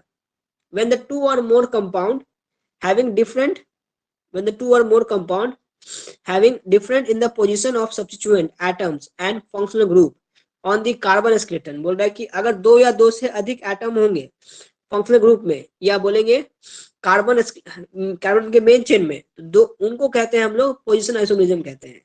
दे are called as position isomerism and this phenomena is term as position isomerism, और इसी फिनोमेना को बोलते हैं हम लोग पोजीशन आइसोमेरिज्म। जैसे कि ये फिगर देख लीजिए, तो बोलता है इस फिगर में क्या है, कार्बन है, फिर कार्बन है, फिर कार्बन है, फिर कार्बन है, और साथ में क्या है, OH है। अब अगर मैं क्या करूंगा, OH को यहाँ से उठा के क्या करूंगा, यहाँ पे ले आऊंगा, तो फिगर क्या बन जाएगा, ये बन जाएगा। सॉरी कार्बन 3 ही था, यहाँ पे 4 मैंने बना दिया। तो पोजिशन क्या, फंक्शनल ग्रुप का चेंज हो गया, ये था नंबर 1 कार्बन पे, अब बदल गया वो बीच वाले कार्बन पे आ गया, तो ये कहलाएंगे पोजिशन आइसोमेरिज्म। फंक्शनल ग्रुप बदला नहीं ना, देखिए OH जो था पहले वो OH अभी भी है, OH बदला नहीं है, बदला क्या है, इसका स्थान बदल गया है, मतलब यहाँ इसका नंबरिंग जो है OH का ग्रुप का नंबरिंग चेंज हो गया है, यहाँ पे 2 आ रहा है, यहाँ पे 1 आ रहा है। जब भी नंबरिंग चेंज हो रहा है मतलब पोजीशन चेंज हो रहा है, इसलिए पोजीशन आइसोमेरिज्म। ठीक बात है। अब आपको ये समझना पड़ेगा कि इस मॉलिक्यूलर फॉर्मूला से आइसोमर कैसा बनेगा, इसमें कहीं चर्चा नहीं किया कि ये आइसोमर किसका है, अल्कोहल का है। आपको क्वेश्चन पूछेगा, ये मॉलिक्यूल दे देगा, अब बोलेगा इसका आइसोमेरिज्म ढूंढ के बताओ, तो आपको सोचना पड़ेगा कि इस मॉलिक्यूल कौन बनेगा। तो कैसे सोचिएगा, बोर्ड पे समझाता हूँ इसको। जैसे अभी इसको यहाँ समझने का, जैसे कार्बन है, कार्बन है, कार्बन है, एक कार्बन को जरूरत पड़ती है कम से कम 3 हाइड्रोजन की, तो यहाँ लिख देंगे CH3 CH2 CH3, ठीक है। इसका मतलब ये पूरा कंप्लीट है। तो कितने कार्बन हो गए इसका हाइड्रोजन, 3 यहाँ, 3 6 2 8 है, कितने हाइड्रोजन यहाँ पे, तो 8 दे रखा है, इसका मतलब कि यहाँ पे सब जगह सही है। अब यहाँ पे बच्चा ऑक्सीजन है, तो बोलेंगे ऑक्सीजन या तो इसके साथ जा सकता है, तो इसके साथ जा सकता है, इसके साथ, किसी एक कंपाउंड के साथ हमको ऑक्सीजन को बैठाना है, तो बोलेंगे यहाँ पे एक हाइड्रोजन को हटा दो, क्या कर दो, हाइड्रोजन को यहाँ से रिमूव करके OH को बैठा दो, क्योंकि मुझे एक O चाहिए, तो O के साथ में क्या देना पड़ेगा, एक H को देना पड़ेगा, तो कंपाउंड क्या बन जाएगा हमारा, CH2OH बन जाएगा। ठीक है, आगे मैं 2-3 क्वेश्चन करवाऊंगा जहां समझ में आएगा कि कैसे समझते हैं कि पोजीशन आइसोमेरिज्म है, कैसे समझते हैं कि फंक्शनल आइसोमेरिज्म है। आगे बढ़ते हैं। फंक्शनल आइसोमेरिज्म बोलते हैं when the two or more compound having same molecular formula but different functional group, molecular formula same होगा पर उनका फंक्शनल ग्रुप का नंबरिंग अलग अलग होगा। जैसे कि ऐसे को बोलते हैं फंक्शनल आइसोमरिज्म, यानी फॉर्मूला सेम लेकिन फंक्शनल ग्रुप बदल जाएगा। ये थोड़ा सा और ट्रिकी है। बोलता है this phenomena is term as functional group isomerism, the example like molecular formula is C3H6O, formula दे रखा है C3H6O। इससे पिछले कंपाउंड का फॉर्मूला क्या था, यहाँ पे था C3H8O। तो H8O में क्या देखा हमने, OH ग्रुप बन रहा है, यहाँ पे से 2 हाइड्रोजन मैंने गायब कर दिया तो ये कंपाउंड बनेगा। इसमें से 2 हाइड्रोजन अगर गायब हो तो हमें क्या आएगा, मल्टीपल बॉन्ड आएगा। ध्यान देना बात पे। यहाँ पे H8 है तो क्या बना, OH बना। यहाँ पे H6 है, इसका मतलब क्या है, इसमें से 2 हाइड्रोजन गायब है। अगर 2 हाइड्रोजन गैप है मतलब वहां पे क्या जाएगा, वहां पे डबल बॉन्ड जाएगा। इसका मतलब कंपाउंड क्या बनेगा, यहाँ पे बनेगा C double bond O with H। क्या बनेगा, ये बनेगा। इसको क्या बोलते हैं हम लोग, देखिए इसको क्या फिगर बनाया है, यहाँ पे बनाया है तो समझ में आया कि फिगर को देख के हम बता सकते हैं कि मॉलिक्यूलर फॉर्मूला क्या बना था। इसका C3 था, H6 था, O था। मैंने कहा कि इसमें से 2 हाइड्रोजन गैप कर दिया गया तो हम लोग क्या बनाए फिगर, इसका हम लोग CH3 बनाए और एक डबल बॉन्ड O आया, फिर CH3 बना, क्योंकि इसको हमको बैलेंस करना था इसके मॉलिक्यूलर फॉर्मूला के अकॉर्डिंग। ठीक है, अगर मुझे इसको फिर हमें दिखलाना है फंक्शनल ग्रुप क्या बदल सकता है इसमें, तो ये फंक्शनल ग्रुप का नाम है मेरा कीटोन। क्या बोलेंगे, ये कीटोन है। कैसे, हम जानते हैं कि C डबल बॉन्ड O इधर खाली हाथ R हो, इधर भी खाली हाथ R हो, तो इसको बोलते हैं कीटोन। अगर मुझे इसको चेंज करना है लेकिन मेरा मॉलिक्यूलर फॉर्मूला बदलना नहीं चाहिए, मॉलिक्यूलर फॉर्मूला सेम होना चाहिए, C3H6O ही होना चाहिए, तो क्या करेंगे हम, कीटोन का अल्डिहाइड कौन बन सकता है, अल्डिहाइड बन सकता है। क्योंकि कीटोन में क्या खासियत है, C डबल बॉन्ड O होता है और अल्डिहाइड में क्या होता है, C डबल बॉन्ड O के साथ वहां पे एक H भी जुट जाता है। इससे क्या दिक्कत में, कोई दिक्कत नहीं, हमको H इधर बैठा दिए, बाकी जो बचे हाइड्रोजन को उधर बैठा दिए, तो कितने थे 6, एक यहाँ 5 यहाँ, तो 6 5 और सॉरी 5 और 1 6, तो नाम क्या बन गया इसका, प्रोपेनल। इसीलिए कहते हैं कि कीटोन और अल्डिहाइड एक दूसरे का भाई भाई है, क्योंकि अगर मैंने इसमें थोड़ा सा बदलाव करेंगे तो क्या बनेगा, अल्डिहाइड बनेगा। तो ये दोनों आपस में एक दूसरे का क्या है, आइसोमरिज्म है। क्या बोलेंगे, ये फिगर, इस फिगर का क्या है, फंक्शनल आइसोमरिज्म है। आया समझ में, यस। ठीक, आगे बढ़ते हैं। अब कहता है मेटामेरिज्म, कहता है it is arising due to the different alkyl chain. बोलता है ये जो बनता है मेटामेरिज्म 2 अल्काइल चेन की वजह से बनता है। जैसे कि आपको दोनों एक ही फंक्शन, एक ही ग्रुप में 2 अल्काइन का अलग अलग चेन होना चाहिए। जैसे कि the either side of the functional group, मतलब कि फंक्शनल ग्रुप एक है, इधर भी कोई अलग ग्रुप होना चाहिए R, इधर अलग ग्रुप होना चाहिए R। ऐसे फंक्शनल ग्रुप को बोलते हैं इथर। ऐसे फंक्शनल ग्रुप को क्या बोलते हैं, इथर। क्योंकि इसी एक कंपाउंड में ऐसा खासियत है कि इधर भी कोई और बैठ सकता है, इधर भी कोई और बैठ सकता है, और दोनों में आपस में कोई बातचीत नहीं होती। बातचीत नहीं होने का मतलब इसका इसको कोई मतलब नहीं, इससे इसको कोई मतलब नहीं है। इसको कौन सा कंपाउंड बोलते हैं, सिर्फ इथर। मतलब मेटामेरिज्म किसी खास कंपाउंड में ही होगा, सब में नहीं होगा। और किस में हो सकता है, कीटोन में हो सकता है। देखो ध्यान से, C डबल बॉन्ड O है, इधर भी कुछ भी बैठ सकता है, इधर भी कुछ भी बैठ सकता है। इस वाले को इससे कोई फर्क नहीं पड़ता है। मतलब बेसिकली 2 ही कंपाउंड है जहां मेटामेरिज्म हो सकता है। कैसे, क्योंकि O के साथ भी दोनों हाथ खाली है और कीटोन के साथ भी दोनों हाथ खाली है, तो बोलेंगे ये भी शो कर सकता है मेटामेरिज्म और ये भी शो कर सकता है मेटामेरिज्म। क्योंकि कंडीशन क्या दे रखा है, the arises due to the different alkyl chain in either side. Either side बोल दिया ना, मतलब कि दोनों तरफ में से, दोनों तरफ में, इधर इधर भी या उधर भी होना चाहिए। और कैसा होना चाहिए अल्काइल ग्रुप होना चाहिए, तभी हम कह सकते हैं वो मेटामेरिज्म शो करेगा। तो बात समझ में आ गई सबको। तो एग्जांपल तो क्या दिया है इसने, C4H10 है, तो ये कंपाउंड मॉलिक्यूलर फॉर्मूला दे दिया है। आप ढूंढो इसका क्या हो सकता है नाम। तो नाम इसने बनाया है मिथॉक्सी प्रोपेनेन। ये बनाया है इथॉक्सी के नाम पे, यानी ईथर के नाम पे बनाया है इसका मॉलिक्यूलर फॉर्मूला। फिगर जब बनाएंगे इसका हम लोग, तो एक बनेगा, आपको इथॉक्सी बोला ना, मिथॉक्सी प्रोपेन बनाया उसने। इसका फिगर बनाते हैं तो क्या बनेगा, मिथॉक्सी यानी CH3O, बचा हुआ कितने कॉमन इसमें, 4 है ना, 3 होंगे, तो C3 और कितने हाइड्रोजन है यहाँ पे, H10 है, यहाँ 3 खर्च हो गए, तो बचे कितने, बचे कितने हमारे पास 7, तो बनेंगे C3H7। ये इसका स्ट्रक्चर बनेगा इस कंपाउंड का। बुक में नहीं दे रखा है, चाहो तो अपने बुक में लिख लीजिए अभी इस चीज को।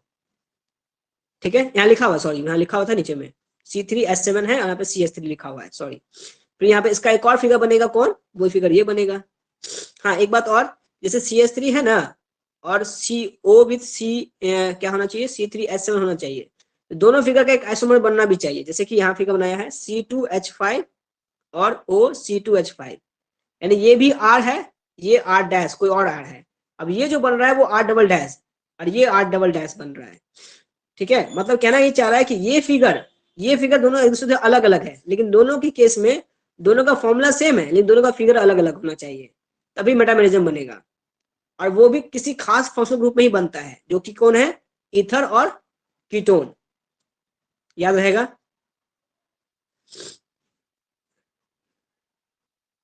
कोई दिक्कत यहां तक? और नो सर। कुछ क्वेश्चन करवाता हूँ, देखो क्वेश्चन होना चाहिए, आइसोमेरिज्म क्वेश्चन होनी चाहिए, जैसे आइसोमेरिज्म, हाँ, पोलर हो गया, कोवलेंट बॉन्ड हो गया, इंडक्टिव इफेक्ट हो गया, रेजोनेंस स्ट्रक्चर हो गया,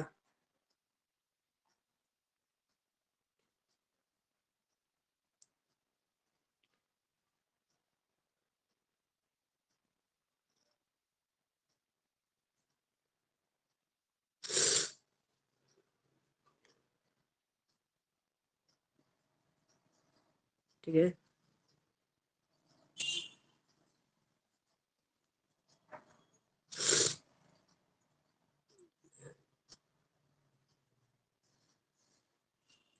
तो नॉर्मल क्वेश्चन मैं ढूंढ रहा हूँ, लेकिन मुझे दिख नहीं रहा है, कोई बात नहीं ना।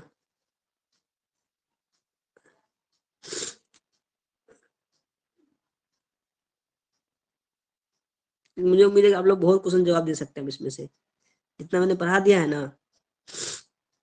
अब तुम लोग जवाब दे सकता है इसको हंसते हंसते।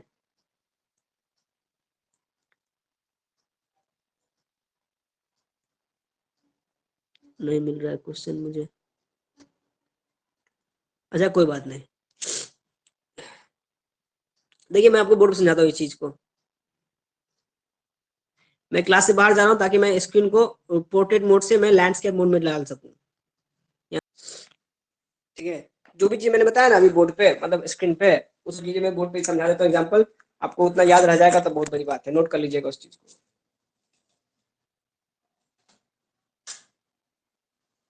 ताज्जुब है, लाइट ने तो आधे कर दिया मतलब।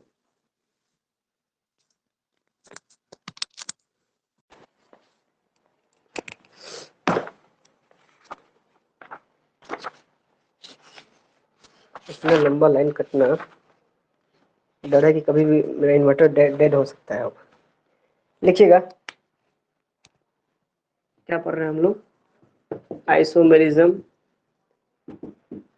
ठीक है, इसमें दो टाइप है हमारा, एक है स्ट्रक्चरल, दूसरा है हमारा स्टीरियो, STEREOIOSOME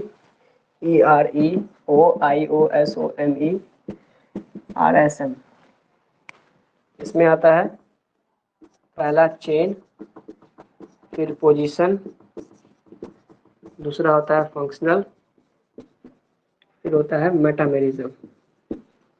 इसमें आता है ज्योमेट्रिकल और होता है ऑप्टिकल। अब पहला है चेन,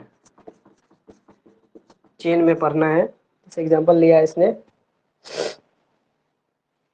C5H12, ठीक है, ठीक बात है।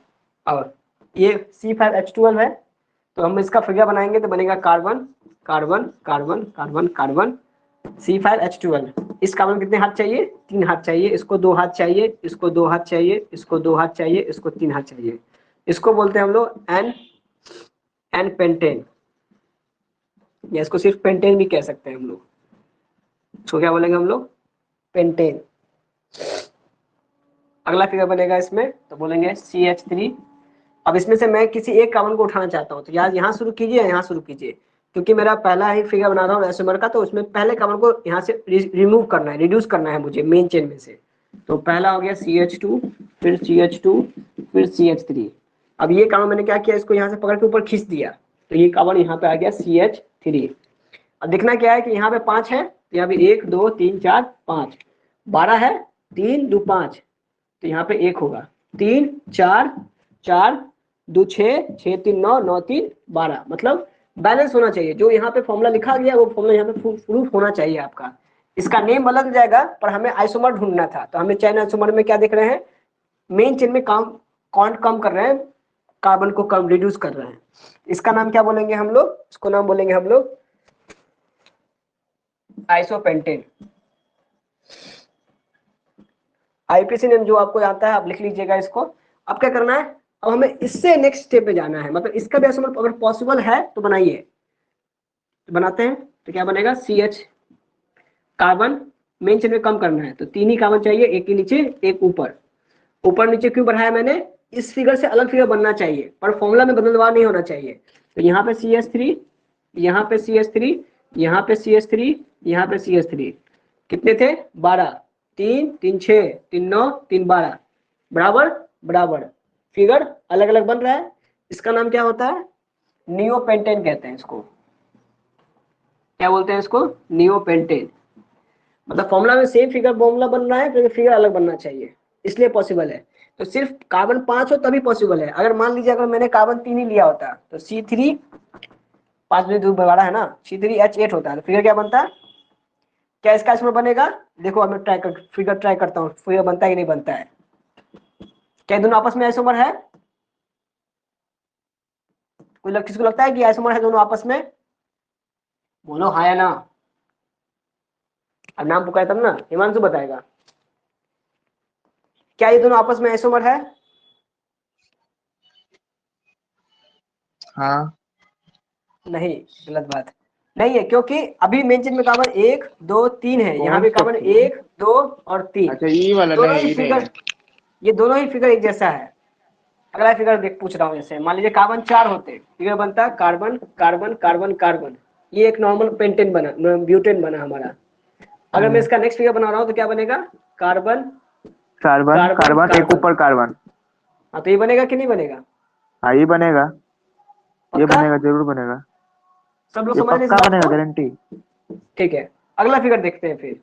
एक ये क्या भी आइसोमर है, नहीं, नहीं है, क्यों नहीं है, क्यों क्योंकि नहीं है, 3 गोल्स मिनिमम, शायद 3 से कम में नहीं बनता है आइसोमरिज्म नहीं जो सेम क्या। मॉलिक्यूलर फॉर्मूला सेम है दोनों का, देखो ना यहाँ भी 4 कार्बन है, यहाँ भी 4 कार्बन है, इसमें भी 4 ही कार्बन है, 1 2 3 4, आइसोमर होना चाहिए फिर तो।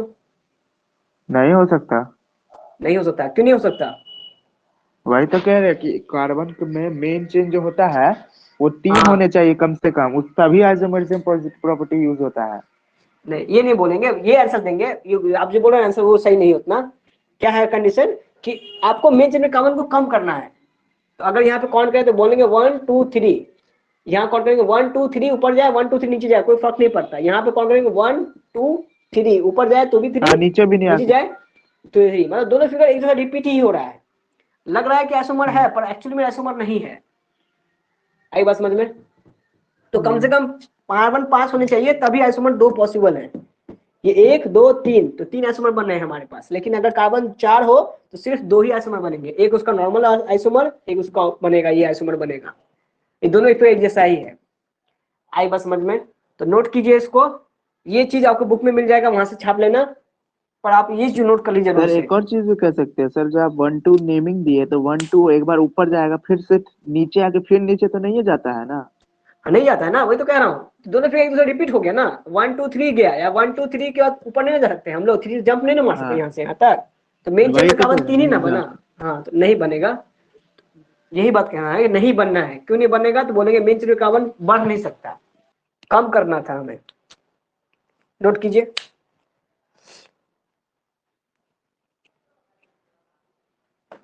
अब जो हेडिंग है जितना टाइप लिखवाया था वो अपने बुक में से छाप लीजिएगा आप लोग, तो बच्चा वाला चीज है। ठीक। बाकी मैं इसको अच्छे से लिख देता हूँ, 4 कार्बन के लिए क्या हो सकता है, 3 कार्बन में क्यों नहीं हो सकता। अब पूछा जाता है 3 कार्बन कितने आइसोमर बनेंगे, लिख लीजिए, 4 कार्बन में आइसोमर बनेगा तो बनेगा CH3 CH2, इसको नोट कीजिए साथ साथ, CH2 CH3, इसका नाम है एन ब्यूटेन बोले या सिर्फ ब्यूटेन बोले तो चलेगा। फिर CH3 CH CH3 CH2 CH3 कितना हुआ 3 3 6 3 9 और 1 10 कितना होना चाहिए C4H10 होना चाहिए। सही है 3 3 6 4 10 सही बन रहा है, सही बन रहा है। तो ये एक पहला आइसोमर है, ये दूसरा आइसोमर बनेगा। इसका नाम क्या कहेंगे तो बोलेंगे इसका आइसो ब्यूटेन कहेंगे। ठीक है ये भी नोट कर लीजिए, ये भी नोट कर लीजिए। इसको एक्सप्लेन कर देता हूं वहां पे देखना।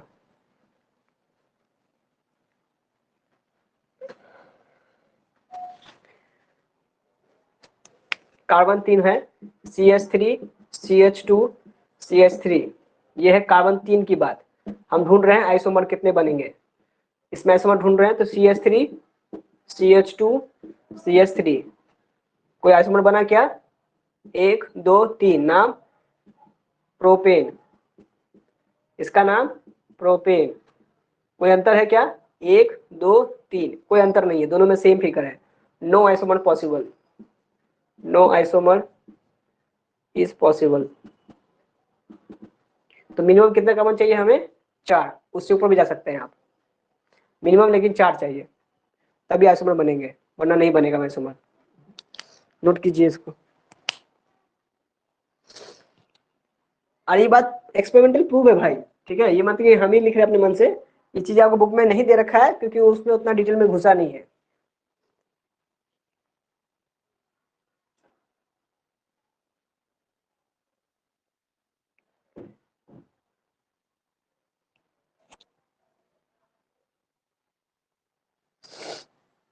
तो आइसोमर जितना मन चाहे उतना कर सकते हैं, पर मैंने थोड़ा सा कम टाइम दिया, ये मेरी बदकिस्मती है कि मैंने इतना कम टाइम दिया, मेरे नजर से ही निकल गया ये चीज, ये टॉपिक, वरना मैं इतना छोड़ता नहीं इसको। प्रीवियस लेक्चर देखिएगा ना मेरा, वहां पे आपको मिलेगा इसके आइसोमर मैंने बहुत अच्छे से टाइम दिया है और बहुत अच्छे से क्वेश्चन करवाए हैं। लेकिन शुरुआती लेक्चर मतलब आई थिंक लास्ट ईयर के लेक्चर इसमें रिकॉर्डेड है इसी क्लासरूम में, आपको वहां मिल जाएंगे क्वेश्चन वीडियो देखने के लिए आइसोमर से रिलेटेड। फिर भी मैं कोशिश करता हूँ आज जितना हो सकता है। आई थिंक कंसेप्ट क्लियर हो ही गया होगा। आइसोमर से जो चैन आइसोमर आपको पूछेगा तो आप बता सकते हैं 100% के तौर पे, कोई डाउट नहीं होगा किसी को।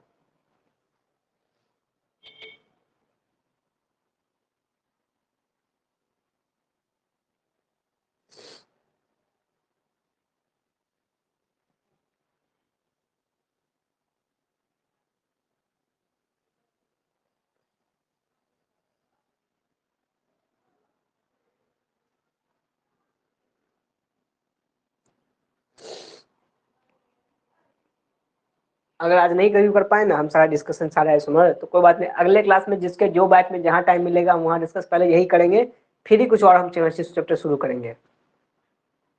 ठीक है बात, सिर्फ घबराने की बात नहीं है कि सर आज नहीं हो पाएगा तो चल छूट जाएगा, ऐसा नहीं है। अगर आज नहीं हो पाया तो मैं अगले क्लास में पहले इसको खत्म करूंगा फिर ही कुछ नया चीज पढ़ाऊंगा फिर।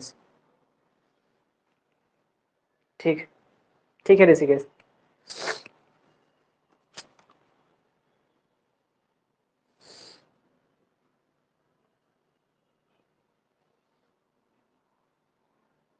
ठीक है मंसूर।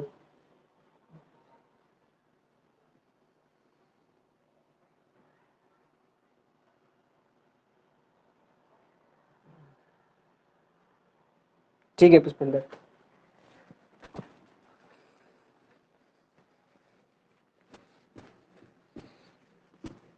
नेक्स्ट लिखिएगा पोजीशन आइसोमरिज्म।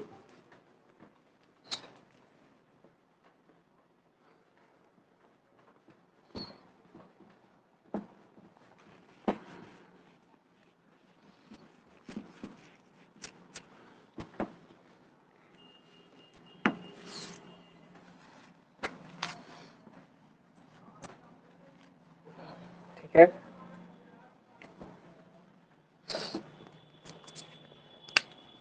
सेकेंड पॉइंट है हमारा पोजीशन। एग्जाम्पल दे रखा है हमारा when the two and more compound having different in the position of a substance atom or functional group, मतलब या तो वो कोई एटम हो या कोई कंपाउंड हो या कोई फंक्शनल ग्रुप हो ऑन द चेन, यानी उनके कार्बन के बॉन्ड के बीच में they are called position isomerism. The phenomena is termed as position isomerism. Example is like C3H8O. तो कार्बन 3 है, हाइड्रोजन 8 है, CH3 CH2 CH3, 3 3 6 2 8 पुट गया। ऑक्सीजन चाहिए। अब ऑक्सीजन कहीं भी पुट करेंगे तो हम डबल बॉन्ड लिख के ओ नहीं लिख सकते, अगर लिखेंगे तो फिर हाइड्रोजन हमें कम करना पड़ेगा। इसका मतलब है कि ऑक्सीजन जो आएगा किसी न किसी हाइड्रोजन के साथ ही आएगा। तो हम बोलेंगे यहाँ पे क्या करो, CH2 लिखो और साथ में OH कर दो, ताकि मेरा हाइड्रोजन भी सेम रहना चाहिए, वो घटना नहीं चाहिए, और ऑक्सीजन भी हमें आ जाना चाहिए। तो वो तभी पॉसिबल है जब O के साथ H आ सके। आई बात समझ में? तो पहचानेंगे कैसे? तो बोलेंगे जब भी हमें O के साथ H लाना है तो OH के फॉर्म में आएगा।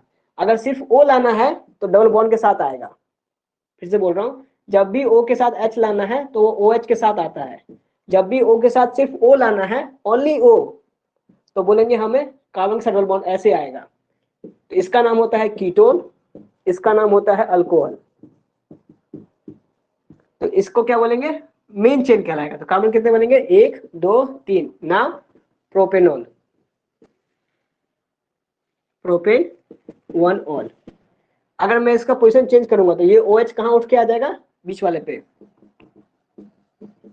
मेन मकसद हमारा है फिगर को समझना। तो OH कहां आ जाएगा? यहां से यहां आ गया। तो पोजीशन क्या बोलेगा इसका? 1 2 3, नाम प्रोपेन 2 ऑल। आया समझ में? दोनों में अंतर क्या है? पोजीशन का अंतर आ गया। OH यहां ना अट के यहां पोजीशन में हो गया OH का। इसी को बोलेंगे पोजीशन आइसोमेरिज्म। एग्जांपल मैं कई सारे ढूंढ सकता हूं, अगर मैं ढूंढता हूं, अगर मिल जाएगा मैं आप लोग जरूर लिखवा दूंगा क्लासरूम में ही। आगे बढ़ते हैं। तीसरा कहलाता है फंक्शनल आइसोमेरिज्म। पहले इसको नोट कर लीजिए, फिर फंक्शनल को शुरू करते हैं। इसको नोट कर लीजिए सब लोग। क्लास मिस हो गया है, लड़का भाग गया है, उसको अलग से पढ़ा देंगे, जैसे बैच डिवाइड हो ही रहा है। तुम लोग को दिक्कत होगा, इंटरनेट खत्म हो गया तो बता देना, हम रुक जाएंगे यहीं पे, कल इसको समझा देंगे हम अलग से, फिर कुछ करना शुरू करेंगे। मेरा हाँ बोलिए। क्या वॉइस नहीं वॉइस नहीं आ रहा है मेरा? हिमांशु आवाज नहीं आ रहा है मेरा? आ गया ना? ठीक ठीक, हो सकता है बीच बीच में कहीं हो सकता है कोई ट्रबल हो गया होगा।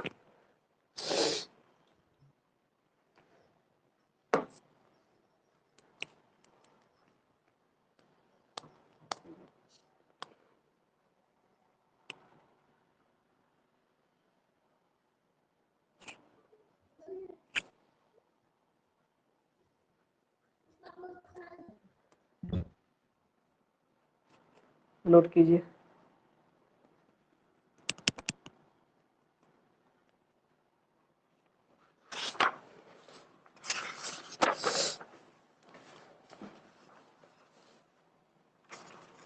ठीक है हिमांशु, ऋषिकेश का भी हो गया? अच्छा ठीक है फिर।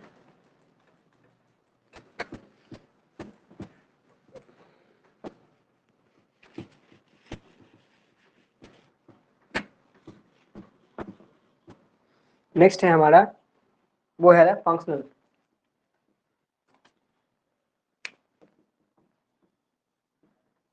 फंक्शनल तो आपको फंक्शनल पहचानने के लिए क्या है, कंपाउंड दे रखा है हमारा C3H6O है, मतलब फिर से 3 कार्बन। तो अगर मैं यहाँ लिखूंगा CH3 तो यहाँ हो जाएगा हमारा CH2, फिर यहाँ हो जाएगा CH। तो क्या पॉसिबल है CH हो जाना? अगर ये पॉसिबल है तो तभी पॉसिबल है जब यहाँ पे O आना चाहिए। तो अब O चाहता है बगैर H के आए, यह O आना चाहता है बिना H के, आना चाहता है अकेले, या बोलेंगे अकेले। तो कैसे आएगा? अकेले का मतलब डबल बॉन्ड O के साथ आएगा। तो एक ग्रुप क्या बन गया हमारा CH3 CH2 C double bond O with H। इसका नाम क्या बोलेंगे हम लोग? प्रोपेनल। क्योंकि ये कौन सा ग्रुप बन गया हमारा? अल्डिहाइड बन गया। क्या बन गया ये? अल्डिहाइड। अब बोलता है एक बार और आना चाहता है, लेकिन ये चाहता है ये फंक्शनल ग्रुप बीच में आना चाहता है, क्योंकि हमें फंक्शनल ग्रुप को चेंज करके दिखाना है। तो एक ही ग्रुप को अलग अलग चेंज कर दिखाना है, तो क्या बनेंगे CH3, C पे डबल बॉन्ड O, फिर CH3। अब देखो 6 होना चाहिए, तो 6 पुर रहा है, 3 और 3 6, कार्बन 3 होना चाहिए, 1 2 3 कार्बन, तो इसका नाम क्या हो गया, कीटोन है। इसका नाम हो जाएगा आपको प्रोपेन 2 पे ऑल। ये है कार्बन 1, ये 2, ये 3, इसका नाम है कीटोन। तो मैंने कहा जब ऑक्सीजन अकेले आता है तो कैसे आता है, डबल बॉन्ड के साथ आता है। अगर ऑक्सीजन को अकेले लाना है तो कैसे लाना है, डबल बॉन्ड के साथ लाना है। यानी नेचर दोनों का सेम है, पर कंपाउंड दोनों अलग अलग बन गया, लेकिन फॉर्मूला क्या है, दोनों का एक ही है, नाम दोनों का अलग अलग है। इसका नाम कुछ और, इसका नाम कुछ और। नोट कीजिए, ये है फंक्शनल ग्रुप का एग्जांपल। फंक्शनल आइसोमरिज्म बना हमारा।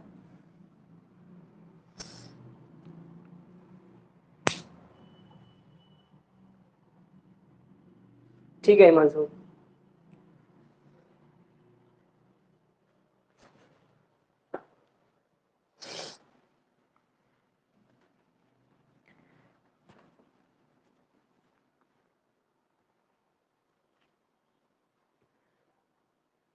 इसलिए मैंने कई कई जगह पर ऑर्गेनिक मैंने सिर्फ हिंदी में लिख दिया है, क्योंकि ट्रिक्स है ना, तो सिर्फ मैंने हिंदी में लिखा है, इसलिए क्योंकि मैंने हिंदी में ज्यादा चीज को फोकस करवा दिया है।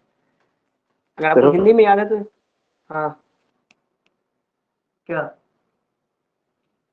तुमने हाथ उठा रखा था इसलिए मैंने मिटा दिया।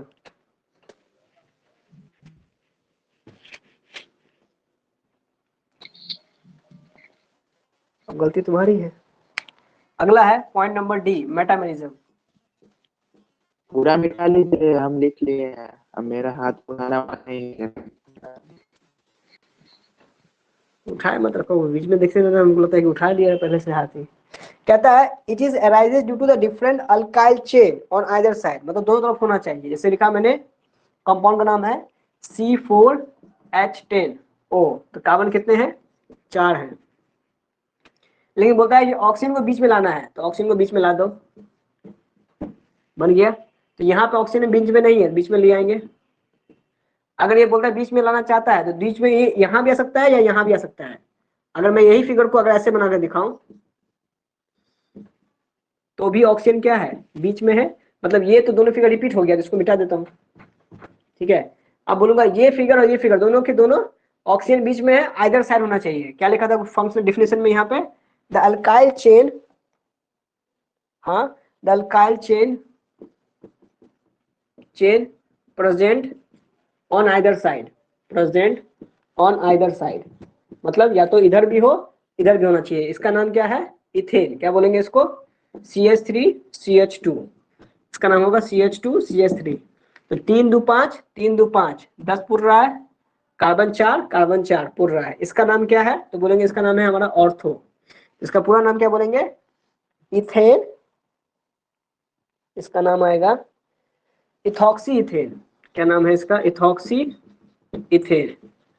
और क्या चांस बन सकता है, ये ऑक्सीजन को मैंने यहाँ डाल दिया, तो नाम क्या बनेगा इसका, तो पहले जो छोटा कार्बन होता है उसको पहले नाम लिखते हैं। तो ये CH3CH2CH2CH3, 3 2 5, 5 5 10, तो 10 पुरना चाहिए। तो ये इसका नाम क्या है, बोलेंगे मिथॉक्सी प्रोपेन, क्योंकि नाम में कार्बन कितने इधर 3 चेन, इसको बोलेंगे मेन चेन ये है। याद होगा IPSC का, तो याद होगा तुम लोग को, मेन चेन ये है, सब्स्टिट्यूएंट ये है। इसका नाम पहले लिखते हैं हम लोग, बाद में इसको लिखते हैं। और कौन सकता है इसकी जगह पे, अल्डिहाइड ग्रुप, कीटोन ग्रुप आ सकता है, पर वो एग्जांपल में नहीं दिया है, हम भी डिस्कस नहीं करेंगे। इतना तो याद रखिए, बाकी जो स्टीरियो आइसोमेरिज्म है वो कल डिस्कस कर दूंगा मैं। ठीक है, थोड़ा सा लंबी है, थोड़ा सा बड़ा है स्टीरियो आइसोमेरिज्म, तो इतना जितना मैंने बेसिक जो था मैंने कवर कर दिया आज। ठीक है, हाँ ठीक है, इसको नोट कर लीजिए, बस क्लास खत्म। कोई डाउट हो तो पूछ लो।